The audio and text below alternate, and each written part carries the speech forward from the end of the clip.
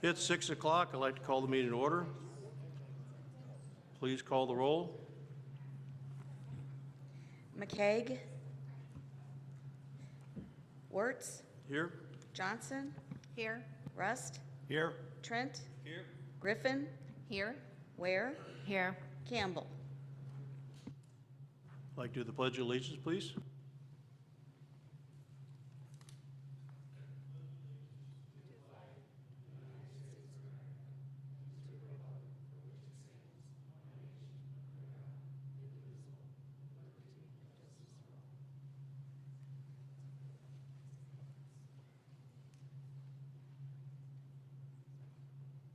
Now it's time for public comment. Do we have anybody wishing to address the board?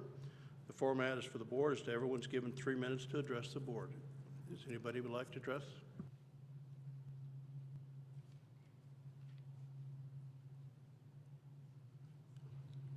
Good evening. I'm Shane Callahan, faculty and golf coach at Lewis and Clark. I just wanted to share with the board a message I received from a local couple about some of our athletes. And it's a positive message in addition to what's happening in athletics with Cody Zipman's leadership, obviously standard operating procedures and expectations of us as coaches and the athletes. This message came to me today. It says, "Dear Shane, I'm hoping that you will share this letter with the coach or athletic director of Lewis and Clark Community College. Rick and I were at Joe K's restaurant a week or so ago, and I wanted to share with you our conversation and by chance meeting with some of the basketball players who were also there. First of all, when we arrived, there was a wait at the seating for the waiting area was also full. I'm wearing a brace. I had spinal surgery a few weeks ago. As soon as I walked toward that waiting area, at least 3 of the guys stood up and offered us our seats. I gladly accepted and noticed that one of the men on crutches obviously had a leg injury. So I looked at all the smiling faces and asked, okay, who should I blame for this kid's injured leg? They all grinned widely and pointed to one of the other guys. So of course that prompted our teasing by me. They all laughed. We talked about the season and their play and how they had wished they had done better with their record this year. It was about that time the table was ready and they walked away. We said our goodbyes, and again, the politeness of these young men was right up there on top. Guess what? We had seating right behind us, and across from us was another table with them. I teased them about their breakfast, and we asked for their schedule so we could come out and watch them. Well, that night was their last game, so unfortunately we were out of luck. But Shane, these young guys were so friendly, spoke loud enough for our old ears, didn't mumble, and couldn't have been more cordial or polite. Good training and way to go, guys. You earned our respect and interest the minute we met you. Lewis and Clark should be proud of the grateful for the representation of your school. Please share this, Shane, with those who are working so hard to form these young men into amazing people. Proud to be part of this community. Signed, Rick and Linda John. Thank you.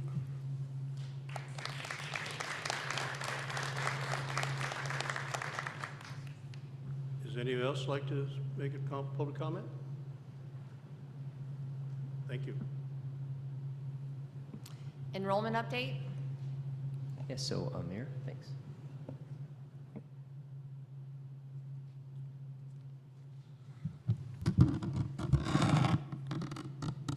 Good evening. I believe I gave board update for spring last meeting, so now we are focusing on fall. And right after spring, we just focused on completely on fall enrollments. We had multiple high school registration days. So far, we conducted 5. And as of today, we register about 91 students already for high school compared to 71 last year. So that's a good start. But I just want to give you an update where we are so far for the fall. So far, as of today, we have 246 students enrolled, registered for fall compared to 96 last year, same day. And enrolled credits are about 2,883 compared to 1,053. That's also more than 170% increase compared to last year. Nelson campus, we have 31 compared to 7 last year. And Nelson campus credit 165 compared to 52 last year. Full-time students, we have 165 compared to 52 last year, which is also more than 200% increase. And enrolled credits for and full-time enrolled credits about 2,314 compared to 714 last year. Part-time students also, we are up compared to last year, which is 81 compared to 43. And credits as well, 569 compared to 313.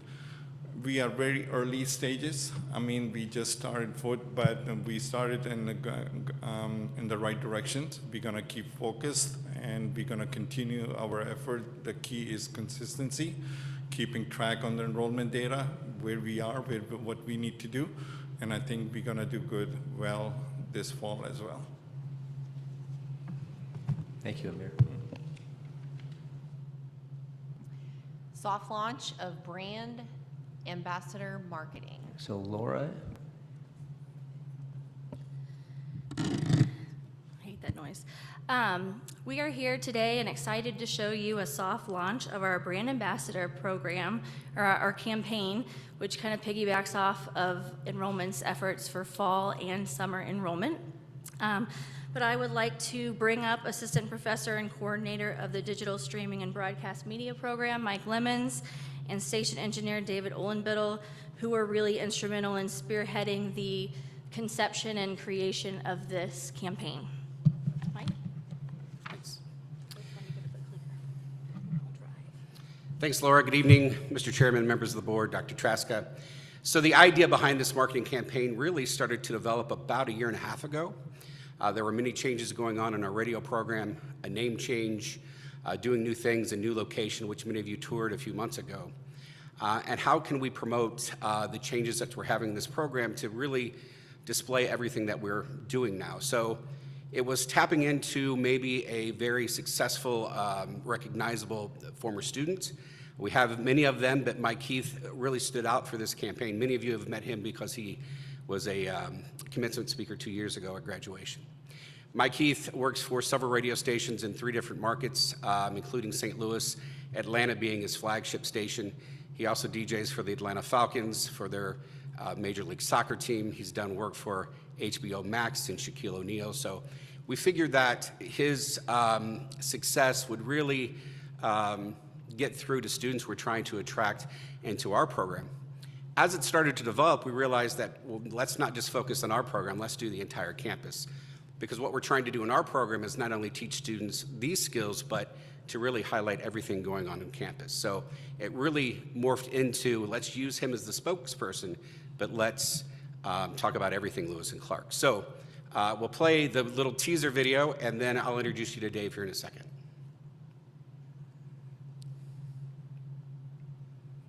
DJ Mikey.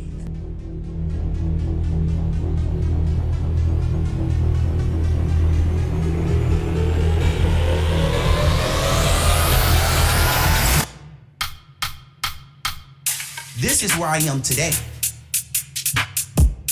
Let me show you where I started.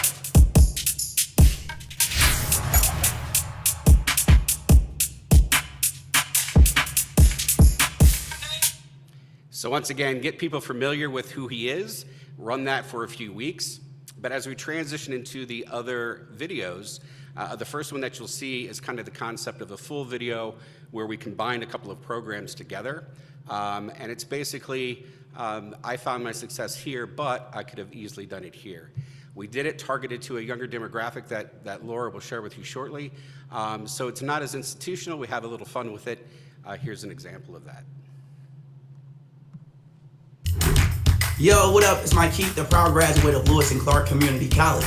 I got my start in broadcasting and now I work all over the country. I discovered my path in media, but my path could have been in exercise science. Let's go! Or I could have discovered the artist in me.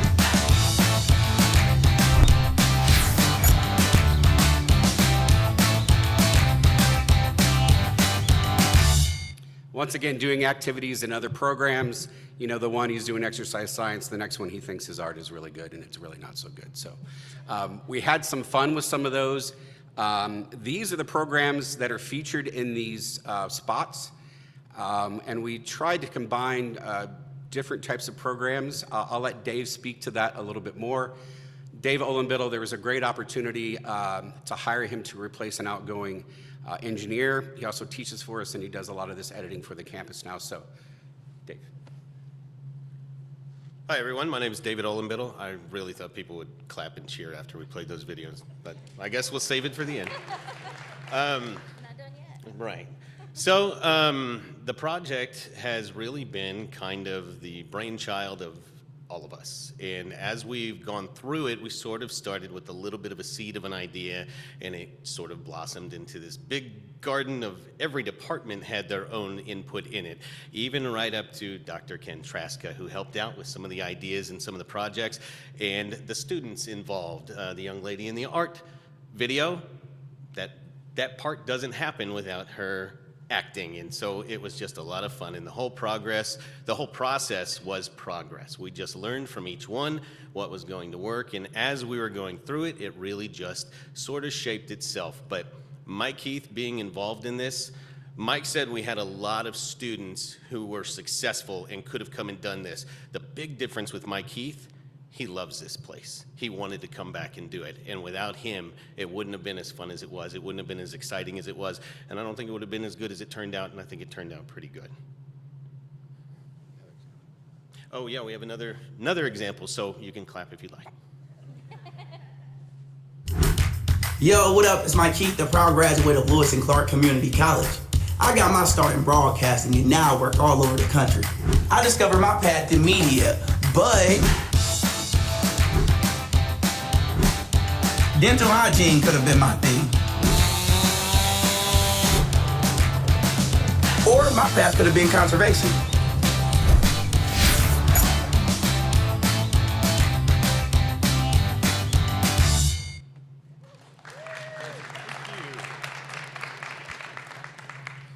Thank you so much, guys. And those, oh, I don't know why I skipped all the way back to the back. Obviously, this project wouldn't have been what it is without Mike and David, especially David's skills with a camera and editing. You see the beautiful final product that we have here. We actually have several more spots that we're not going to show you tonight, but they will drop every 2 weeks, mostly through the spring semester. As Mike kind of pointed out earlier, we are targeting a younger demographic with these spots, ages 17 through 24. We're obviously gearing it toward prospective Lewis and Clark students with the whole come here and discover your path message. And then we're able to target our efforts within our district zip codes so that we can make sure the people viewing the ads are the ones that we want to bring here. So there's a huge possibility that you guys are not seeing these ads because you guys are not the 17 to 24 prospective students that we're looking for. So this is just an overview of kind of like what the strategy looks like. In addition to 5 or 6 full spots, we also have program minis. Each one of those spots has 2 programs, so we split each program into its own 15-second, and we're embedding those on the college's web pages. If you do want to see all of the ads, we'll have them all up at lc.edu/MikeHeath. We're adding them as we roll them out, so they won't all be there until the end of the campaign at the end of the semester.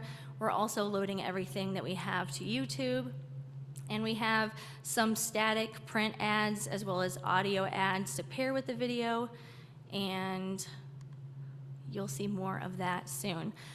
As I said earlier, we've loaded each of the spots onto Lewis and Clark's website, as well as all of our social media channels that we're typically on, including YouTube, TikTok, Snapchat, Facebook, and Instagram.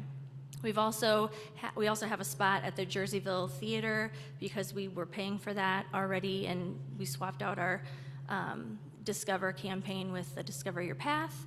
But we also added some new efforts as well, including TikTok and Snapchat. We're doing paid campaigns on those now. We have YouTube TrueView, which is not only can you go on our YouTube channel and just watch it, but we're also serving ads to folks who are watching things on other channels. And TrueView is the kind that you can't skip, so you have to watch the whole thing. We've also added Amazon over-the-top video streaming, so platforms like Prime Video, any sort of video that you're watching that's ad-supported, we can, if you're in our target demographic, it could show up there. We've also added Connected over the top, which covers channels like Hulu and A&E, History, Lifetime. You can see kind of an example list up there. But it's not targeted so much by channel as it is by the demographic that's watching the channels.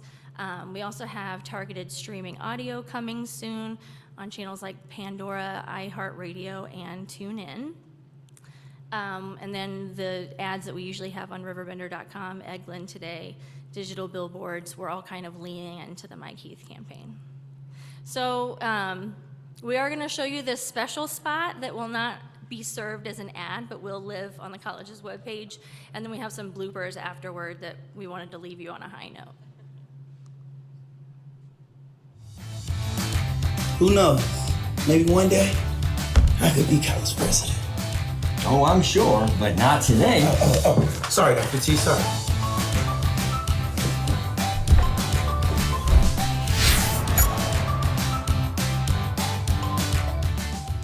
How about those acting skills for Dr. T? Okay, and then, like I said, we'll leave you with a laugh and about a 1-minute blooper reel, and then we'll let you guys get on with the meeting. Inside operator, outside operator, or I could have been an outside. Process operator. Or I could have been a process operator. Inside operator to outside operator, please take it. Or I could have been a process operator. I could have been it. I could have been a process operator. A process operator. Right. Inside operator to outside operator, please take sample. Or I could have been an inside.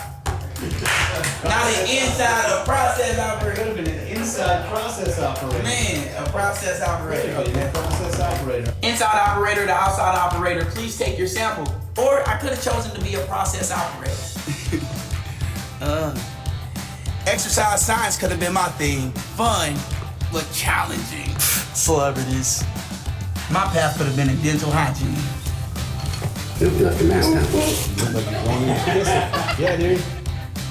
I feel like Monsters Inc. when they first walked in. Yeah, like, stuff, guys. Okay. Maybe not nursing. Hit the start button. How'd you do that? Just press. That's interesting. Actually, bro. Oh, no, I didn't. No, I was just pressing the button. I just pressed start and stop.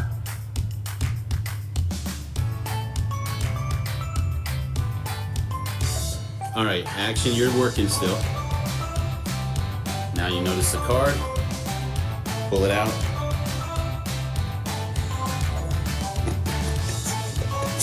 That's good. I like it. Great job.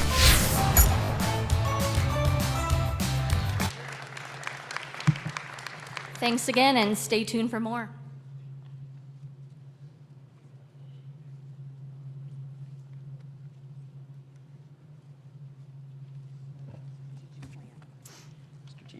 Strategic plan, midpoint check-in with Dr. T and the key direction lead. Yeah, sure. So first of all, thank you again, Mike, Laura, Dave. Awesome stuff. So just a quick update, kind of a midpoint check-in with our strategic plan. Things are progressing in really good ways across the board. Just for some additional context, in May of every year, we now hold our refresh retreat. As you know, we have a 3-year rolling strategic plan. So every year we evaluate progress, we look at vulnerabilities, we look at what's worked, what hasn't worked, and we then begin to think about where do we want to be next year. So this is really a check-in for the board, and then I'll ask our key direction leads to come up. They all aren't expected to speak, but I think we'll have at least one of our leads from each key direction just sort of talk at a very high level of what their accomplishments have been, and then really what kind of the next several months is going to encompass. And then as we move into next year, the board will, of course, approve the next year's plan moving into fiscal year 25. So just a couple of things that have happened across key direction 1, 2, 3, and 4. Our first key direction, as everyone should know by now, is to focus on enrollment and retention improvement, and that is led by Dr. Jackson, Dr. Artis, and Amir. So I want to thank the 3 of them. Next year, that KD will be led by Amir and Crystal Robinson. So we'll be changing that, and then one of our across each of our KDs, our executive team will each be holding a kind of a co-sponsor role to each KD. So this last year, we did hire a director of admissions and enrollment management, and that actually is Amir and Crystal. We've made tremendous progress in our technology, enhanced communications with students. That is web texting, our website, and of course, the work that you just saw is really a highlight of our enrollment efforts that has been just sort of shown you on screen here. The initiation of Welcome Week is something new that we brought forward this past year, including the new student orientation, and really the first year benchmark on that was about 400 students, and of course we're looking at improving that year over year. The other thing that we started doing this year as part of our efforts to enhance enrollment and retention is we're tracking all of our recruitment events and efforts through our CRM recruit process. And this year, again, for the second year in a row, we've exceeded our 2% growth goal for enrolled student counts by 3% and enrolled credits at 8.6%. So really proud of the team and quite frankly excited about what's to come. Our second key direction is to continue to invest in our programs and our curriculum development across the board, and currently that is led by Dr. Sawinski and Randy Gallagher, our dean. Next year that will be led by Randy and Tom, are two of our deans, and Dr. Sawinski will be the co-sponsor of that. So this year, one of the goals we had and we've met is to standardize all of our Blackboard shells across all programs, and so that has happened. We've implemented a process to explore the feasibility and potential of new and existing career and technical programs and pathways, and having an annual pre-level assessment to determine program health. So this is all the program evaluation process. You know, one of the big things there is, you know, we want all of our programs to be successful, and so if we feel that a program has potential to grow or has opportunities to expand, we really look at the data to help inform those decisions. Course level assessment is underway with our GAC rubric and forms in Blackboard. You might recall during our HLC visit a couple of years ago, that was one of the areas that we really had to focus on, so we built that into our strategic plan so that we would not only be accountable to that, but that we'd be able to measure the progress that we're making over the year. So this year we have a team that is registered for the April 24th HLC Assessment Academy. 3 faculty members from our campus are already have already completed the assessment workshops, and they have shared what they've learned with full-time faculty during in-service this past year. So essentially, you know, by doing this, we're creating essentially a culture of assessment across our programs and across the work that faculty are doing to be able to better understand student success. And I think all of those things link into persistence and retention of our students. So I just want to congratulate the work that's being done there as well. The increasing of accessibility and equity in our education programs. You know, one of the big areas that we're focused on, which everyone knows by now, is our competency-based education work. And right now, welding, and in the fall, early child care education will roll out as another CBE option for students. We do have monthly faculty meetings. Our work is led by Jen Fuller, who's one of our faculty members, who's kind of our lead of CBE at the moment. We're also continuing to explore options for subscription pay models for students, so students can sort of pay for time. This is kind of a broader vision of really moving away from completely a sort of, you know, paying by credit hour and simply paying for blocks of time to move through programs at your own pace. There are around 15 faculty members that are engaged in developing or conceptualizing CBE courses, and there's a number of gen ed courses that we're hoping will launch between the fall and spring of this next year. So fall of 25, spring of 26. I'm sorry, fall of 24, spring of, yeah, this is 24, right? So yeah, fall of 24, spring of 26. Yeah, is it? Yeah, 25. So yeah, you can tell I've got a lot going on, right? What year is it, ladies and gentlemen? Okay, so key direction 3 is building a transparent and inclusive culture, and the 3 leads on this are Debbie Witzkin, Cody Zittman, and Maya Lawrence. And this year alone, there have been 12 events and 3 projects that have been completed, with 17 more events planned. There is a tracking system for engagement across all activities, and one of the measures there is to really continue to try to encourage team members to be involved in these events and programs. A big part of this key direction was really building a culture of collaboration and connection across our team. Especially, coming out of COVID and coming out of some serious changes at the campus. Part of it was to find ways to reconnect our campus. And actually, when we surveyed the campus, I like to bring this up, this was the #1 area of expressed as a need by the campus that they really wanted to see, and that's why it ultimately became one of our key directions. There's been a team member survey that we started sending out last year, so last year were our benchmark numbers, and this year we finished that survey, and we increased across all but I think 2 categories, but the team member survey indicates communication and sense of belonging factors year over year, and we're seeking to achieve 5% increases year over year. And this past year, we'll share that update with the board over the next couple of months and with the all-team at a special all-team meeting that we schedule in May. Enrollment information and demographic dashboards have been implemented. Of course, these are evolving things, and I do want to thank IT and Ron and just all those who have been involved behind the scenes to implement at least a framework for our dashboards that will continue to enhance. Ultimately, this is about our transparency and being able to show anybody at any time where we're at, how we're performing, where the vulnerabilities are, where the opportunities are. The investments in IT infrastructure was really, really important. Multi-factor authentication, encryption. We've installed over 1,000 computers this last year. We've migrated, which was really important and which was a result of our cyber incident many years ago, to move from Exchange to Office 365. We've renegotiated internet contracts that have saved the college over $140,000. We've replaced wireless networks. We've upgraded core fiber networks. So there's a lot of work happening there, and actually tonight on the agenda is to put forward the recommendation for a Chief Data and Technology Officer, and that role is going to be to really lead at a senior level the continued evolution and engagement around our data and technology infrastructure on campus.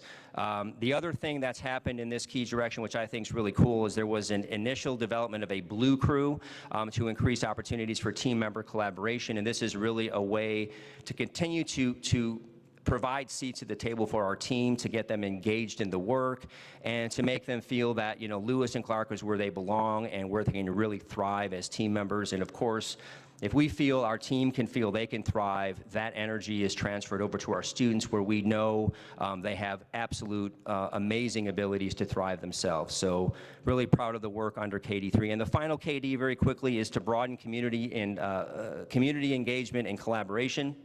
Val Harris, Elizabeth Grant, Christina Wickenhauser, and Debbie Edelman are the team of 4 that are doing an amazing job here. So tracking team member involvement in community service activities around donations and the impact on the community is underway. There's been a really great partnership with KD3, which has actually led to next year, we've sort of made the decision already that KD3 and 4 will actually merge, and then KD4 will become a focus on data and technology transformation. So they've partnered with KD3 to identify partnerships and increase access and visibility between team members, students, and community. Establishing a defined and intentional approach to interacting with Lewis and Clark and Monticello College alum to strengthen the philanthropic culture, to support our campus and ultimately our students. And we'll have the numbers on that later in the spring, but we've done a really amazing job, and thank you to Debbie Edelman for her leadership in the foundation, but really focusing on the work around alumni engagement. And I'll mention this a second time in my update at the end of the meeting. But a great example is, we have an HLC conference coming up in April, and typically anytime I attend a conference or team members are now attending conferences, we're trying to align alumni engagement opportunities around those conferences. So, we're already there doing the work, so why not try to host, some alumni engagement opportunities, reconnect those alum with Lewis and Clark, with the experience they had, whether that's an LC alum or a Monticello College alum. So really, really, really proud of the work we've done. And actually, quite frankly, the giving that's happened over the last year alone has been pretty impressive. And then a proposal for alumni engagement and management software system is still underway. We're looking at better ways to engage alum by identifying where they live and really where they may qualify as an opportunity for us to engage them around projects or initiatives. And it's quite interesting. Even alum I've met over this last couple of years, there was one from the mid-'80s who hadn't heard a word from Lewis and Clark since they graduated, and that just allowed them a reintroduction back into the campus. We were able to give them some insights into what were happening, and now, they become a friend of the college. And so I think those are the sorts of things we want to do at a broader level, and then ultimately have some staple events that we do every year. Every year there'll be an event in Chicago in April. I typically go to DC once or twice a year, so we'll have an event in DC. There may be an event in Arizona where we have a number of our Monty girls, as we call them, living out there that would love to re-engage with the college. So just really proud of the work there, and that's all related to our kind of community engagement and alumni efforts. So with that being said, I've told the KD leads that they have a minute or so just to give you a quick Reader's Digest version of even beyond what I've said, what's happening and what they're looking forward to in terms of wrapping up this year. So I'll go ahead and start with Key Direction 1, so whoever's talking there, come on up. Thank you. Good evening. We'll just go over some quick highlights. As you know, Key Direction 1 is to create enrollment and retention improvement. And Aspiration 1, I'll address. We're excited to share some good news with you today.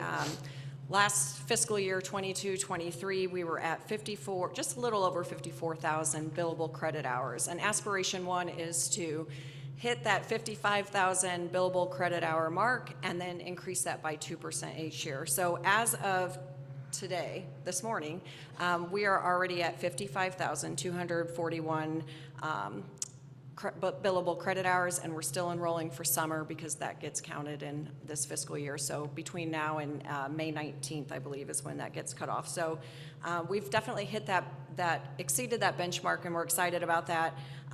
I'll just say a few things that are are contributing to this. Of course, Dr. T mentioned the hiring of our Director of Admissions and our enrollment manager. That has been key.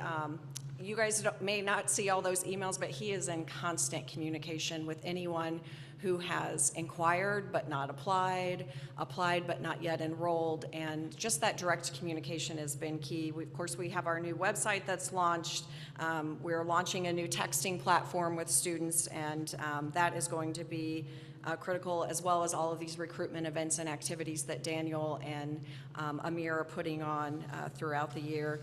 We do have a survey out to students right now. It's called a Media Pref Survey. It's a national survey, but we're encouraging our students to take part in it. It's going to help us really understand how they're consuming information so that we can do some much more targeted marketing to them.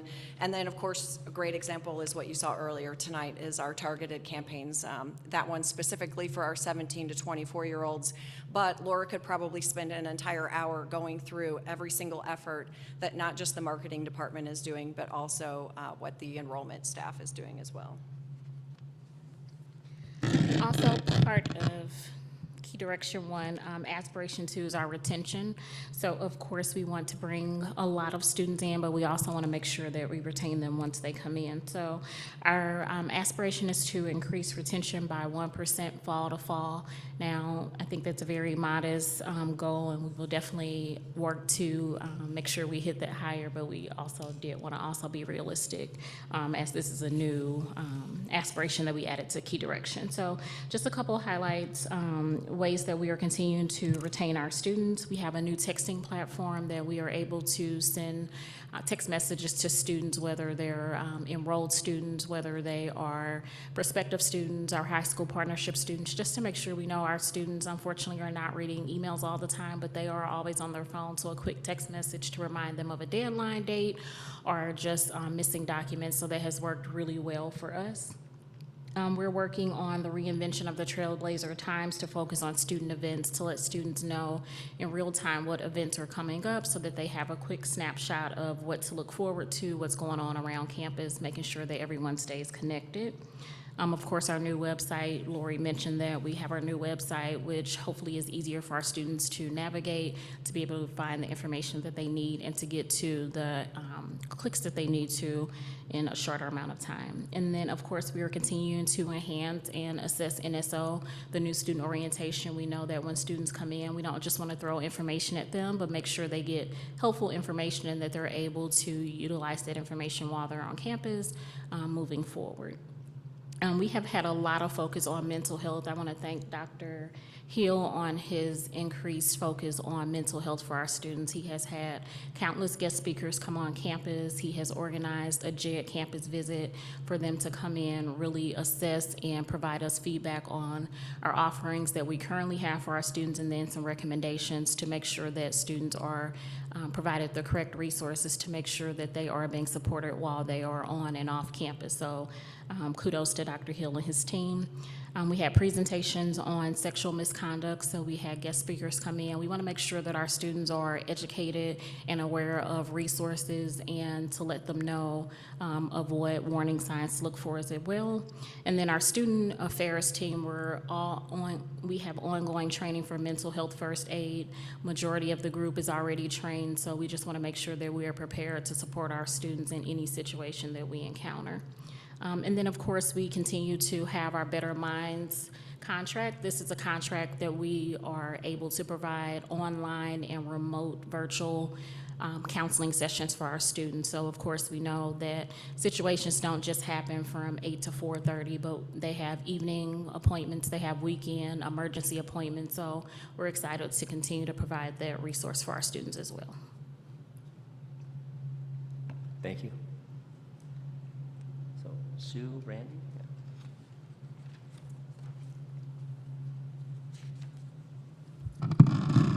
Sorry, Sharice. So in addition to everything that Dr. Trasker already told you about, why even bring us up, right? We are expanding new programs. So our Human Services program has come back from ICCB with just a couple questions. Once we get those answered, that program will be approved. We have our LPN program that we're working on the application back to ICCB, so that'll be a second program that we have. We're also in the midst of 3 different grants to support court reporting, avionics, to get us into the aviation area, and possibly upholstery, which sounds odd, but in West Stars area for aviation, that is a high need area. So if we can find someone to do some of that kind of training out here, we want to start that and expand some of our vocational training as well. So we have lots of new ideas, and we continually think of what do we need, how do we stay ahead of the next new thing in our area. As Dr. Traska said, we've revamped our whole assessment program. So from top to bottom, we have a whole new plan. It's being rolled out this semester. So this is the first semester. We're starting with new data collection and a new way to provide it. It's very transparent. Everybody can see what everybody else is doing, what their results look like, so faculty can look at faculty. We want to make it as transparent as possible. And so we have a report back due a year from July. So by then, our assessment plan will be well underway, and we'll be able to give them plenty of evidence to show that we know what we're doing and that we have it under control here. So that'll be wonderful, and we can check that box. What else? Blackboard Ultra. Oh, Blackboard Ultra. So we're moving to the newest form of Blackboard, and so by this fall, all of our courses will be moved over to that new format. And that format, while it is going to be a little extra work for our faculty to move it over, it's very user-friendly. So I think the students will have a lot easier time dealing in Blackboard Ultra as well. And then CBE, BlendFlex, HighFlex, we're continuing looking for ways to reach our students, maybe reach students we've never had, which, that could be a combination of CBE and maybe subscription, and maybe reach those students that have lots of credit but no degree, and now are looking for a way to get ahead in their job, and they just want to finish, and they want to finish in a hurry. So I think, we're going to continue to look at options for how we deliver curriculum. It's not going to be the same old way. We can't keep doing the same old way. But we're going to do lots of piloting and lots of new ideas. Thanks. Thank you. Come on up, Cody and Deb. 3 and 4 coming up together, I'm sure, right? Yeah, of course, yeah. So we're combining the last two.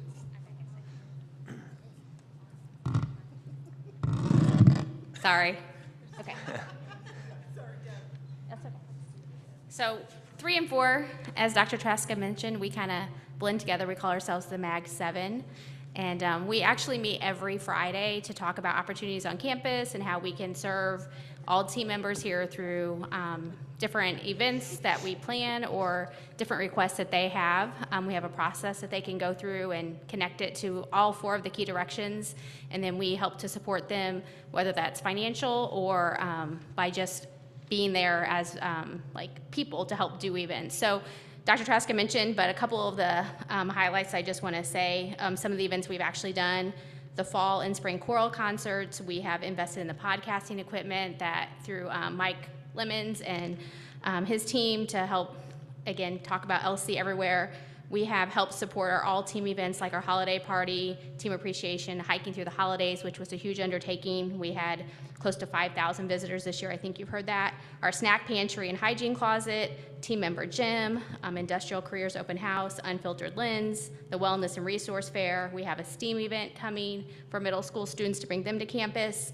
We did Summerfest, a teen construction camp, the garden show, several DEI initiatives, kind of touched on some of the IT, the dashboards, and also just updates in technology. We have the Blue Crew, which is, again, our goal for that is to communicate across campus things that are going on and recognizing different departments and different people just to celebrate everything from your birthday to say we recognize today's your birthday to bigger things. All of these are team members, so staff, faculty, admin, a whole mix of people. So it's really opened an opportunity for all of us to collaborate together. I'm going to pass it to Cody to say just a couple more things. Let's go. No, wait. Athletes, we are. What? We are. So the KD Cup, just real quick. Probably 150 to 200 participants. I will say staff team is in the lead. This is a competition that has been between staff, faculty, and students who are just behind staff, I'm going to say. 200 plus people have attended these. This is the Kick or Treat kickball tournament, which we had in October.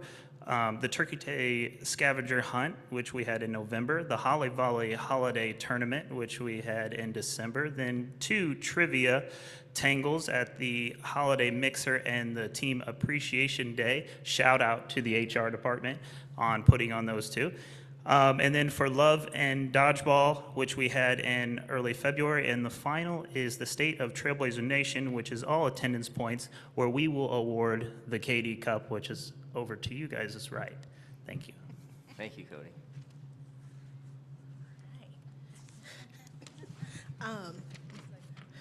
Debbie spoke about some of the DEI initiatives, so I wanted to kind of let you all know some of the things that have been done that's in alignment with KD3 and KD4, but also the DEI blueprint. So we have a DEI task force to actually help actualize and realize our DEI blueprint. We've had a multicultural student kickoff to help our students learn about the different resources on campus to help with success.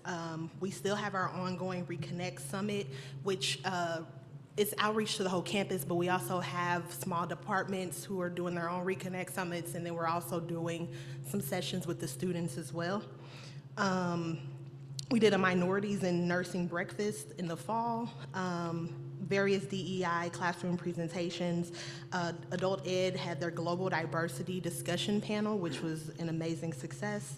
And then we have our Heritage Month celebrations where we acknowledge the different heritages during their month. And we're also working to have more affinity groups just to make sure that everyone has their space on campus and doing the things that they want to do and feeling comfortable within a DEI space to have that sense of belonging. Additionally, we're working on the Illinois Equity Plan. That is some new legislation that requires all institutions of higher education to have an equity plan that addresses the gaps in enrollment, with student loans, with just academic success overall. So that's due at the end of at the end of May, and so we're working to have that as well. So, yeah. We also had our DEI and anti-racism policy officially into our policy manual, so it's also now in there to be referenced by any team member who may need it as well. Thank you. We have a great team. You have 5 of the 7 of the MAG 7, Miss and Debbie Edelman and Elizabeth Grant. So, really quickly, Key Direction 4, which is very closely tied with Key Direction 3, I just want to thank, we have a Trailblazers Give Back Committee, and that they gather team members and students, and they do service projects for students, which really coalesces around our snack pantry and hygiene closet. We had 363 students, individual students, use those services just in the fall alone. 45 team members have donated to those services, and over 150 team members have donated items. So 45 cash, over 150 items. We've volunteered to bring the Hiking Through the Holidays to the community. 5,000 people visited, 50 volunteers between students and staff, and between laying out the trail and being there to welcome our guests. That's community engagement service. Collaboration. We collaborate with KD3 all the time. They talked about a lot of the events that we have done together, the Goshen Market, the Wellness Resource Fair. Those collaborations are that they involve community, students, and team members. So we are trying to figure out a way to gather all of the amazing collaborations that come out of this campus with that use community, team members, and students. And there are, I know so many, it's hard to figure out where to start, but we're going to figure it out. But this year we had the ones that they've talked about, and I want to make you listen through them again. Oh, one of the things, we have nearly 100 team members on our Power Planners meeting that meets monthly to talk about all of these events and opportunities that our team members bring forward to us. And then I'm not going to talk about alumni because I think Dr. T did an amazing job talking about alumni. And that's it. Thank you. So thank you for your time. All right, awesome. And thank you all very much. And so that concludes the update. And any questions or thoughts or observations, please let us know. Thank you. The omnibus agenda? Okay. The omnibus agenda is presented for a vote. Is there any item the board would like to held out and voted separately? If not, I'll take a motion to approve the omnibus agenda. Second? Second. Call for any discussion? Call for the roll? McCaig, Yes. Trent, Yes. Johnson, Yes. Rust, Yes. Griffin, Yes. Ware, Yes. Wertz. Yes.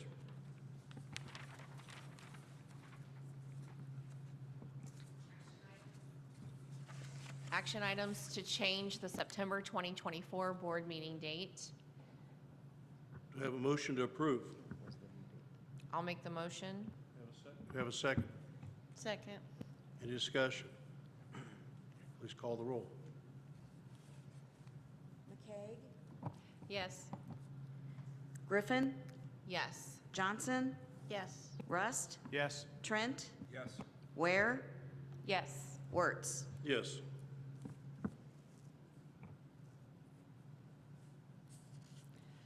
Organization restructure, athletic division.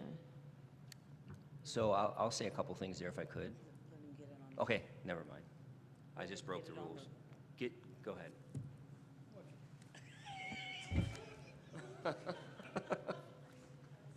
Yeah.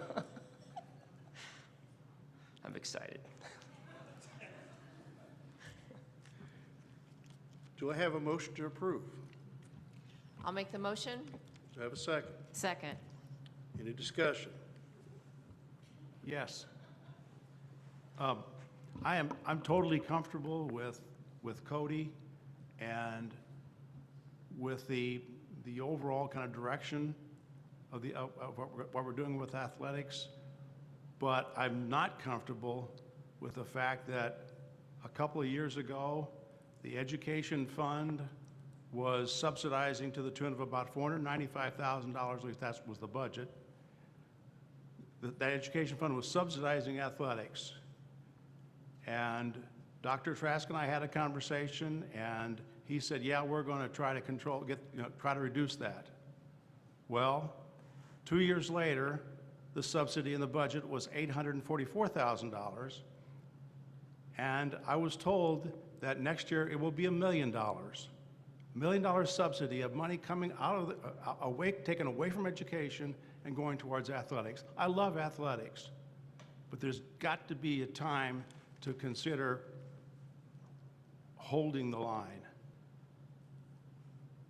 And as a little bit of a side note, I guess, I didn't quite understand. Maybe you can explain to me this divide and conquer thing, routine that you have, where we just meet with like 2 board members. There was nothing in the meeting that I attended that couldn't have been discussed in an open meeting. I have no comment. What?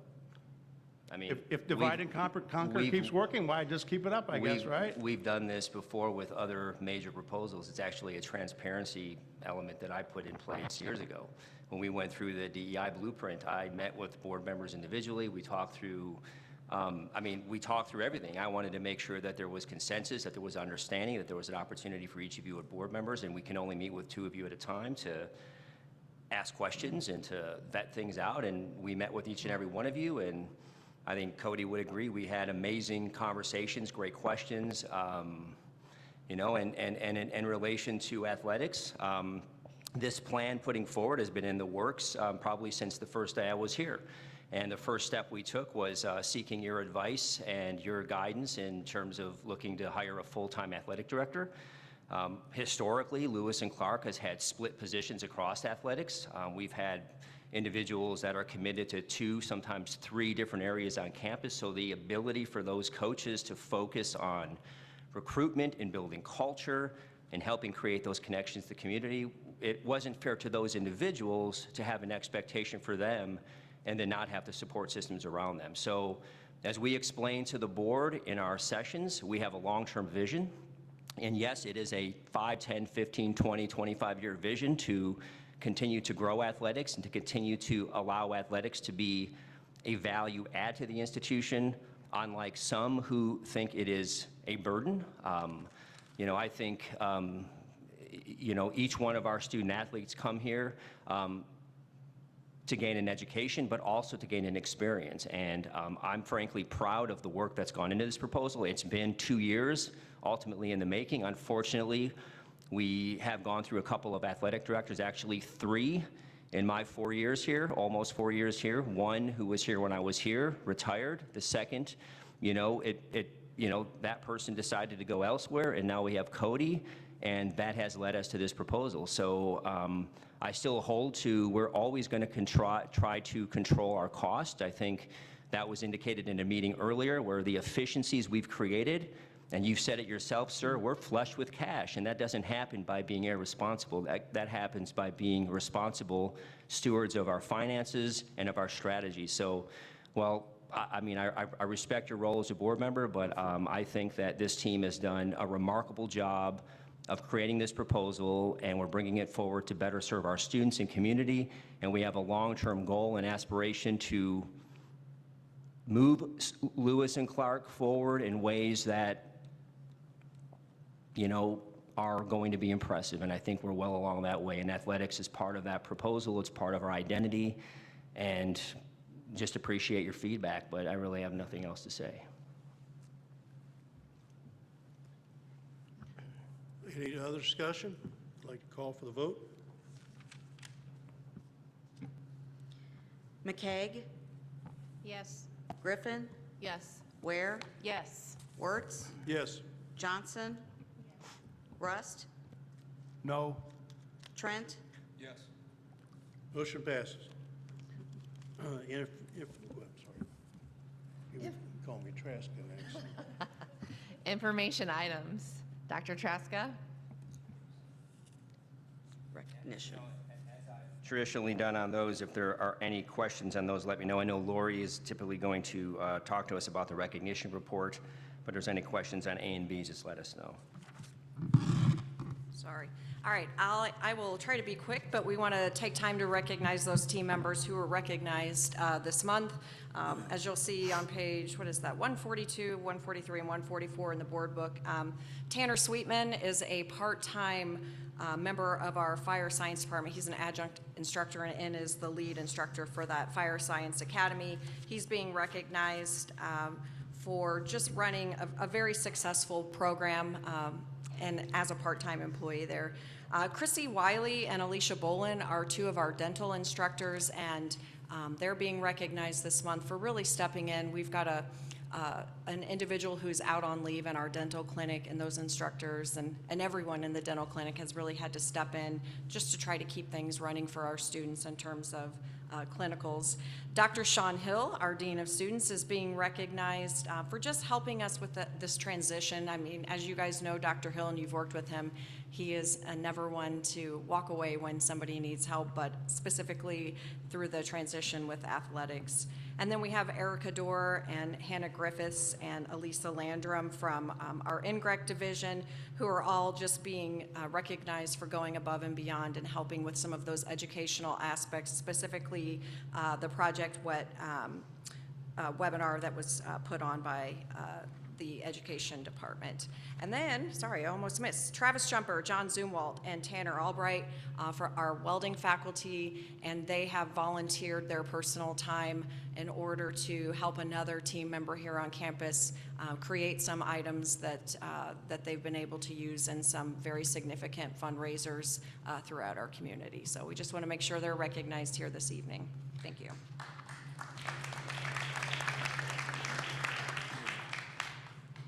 Leadership team reports. Yeah, so I'll give a really brief update. So a couple of things. I know Lori would have probably mentioned this if she was giving an update, but we had an EPA site visit recently, which I think is important to know, and that site visit happened last week, and it was, we passed with flying colors, and that was something we had to address due to some previous issues. A couple of other things. About a month, I think we'll actually have the next board meeting before we all go, but we have a team of 5 attending the Higher Learning Commission conference this year. Myself, Dr. Sawinski, Dr. Jackson, Mary, I'm sorry, Mary's going this year, and we rotate that every year. A different exec team member goes. Sue will go as the CAO every year, and then Debbie Witzkin and Christina Wickenhauser are also attending this year as faculty. So really excited, and we have 2 alumni events also scheduled for that trip. So, and each of the team members will be invited to attend those meetings as well. One of the things that you know, we're going to start doing this probably in the next month or so, but we'll provide an update to the board on deferred maintenance. We put together a plan a couple of years ago, including a spreadsheet, which basically looks at the whole picture at Lewis and Clark and what our deferred maintenance is. Obviously, we're a historic campus. We've been around a long time, so oftentimes things happen, like, you know, pipes bursting and things rusting, and so we have a plan to fix that, and it just takes time and resources. So we're going to provide an update to the board on an annual basis, or on probably every couple of months, just so you're aware of where we are with projects, what's coming up, and so there are no surprises on that.